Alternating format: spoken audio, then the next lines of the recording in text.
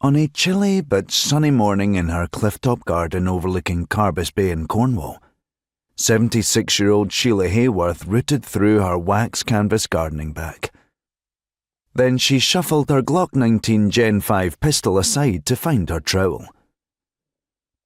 Like any other day, she wasn't expecting trouble. Carbis Bay didn't see much in the way of trouble, other than some sunburned tourists on the beach far below. But old habits die hard. Sheila kneeled on her foam mat alongside her bed of daylilies and geraniums. As she tended the soil and inspected the flowers, she zoned out, staring at the red and orange colours. She was now seeing blood pouring out of a man's back, turning the snow in an alleyway crimson.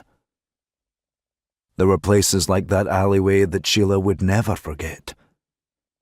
If taken back to Moscow even all those decades later, she could still have found it on memory alone. That was the great thing about retirement. If Sheila wished, she never had to go back to any of those places that haunted her memories and her dreams. She had long since made peace with the fact that she would always have them. It was the trade-off with the life she had chosen. Behind her, a voice called out from the wooden fence that ran around the side of her house. "Excuse me, sorry to bother you." Sheila snapped out of her daze and turned around. The voice was benign and pleasant, so she didn't have any immediate cause for concern. Then she realised. How did they get past the locked gate before the fence? "Can I help you?" Sheila asked, getting to her feet.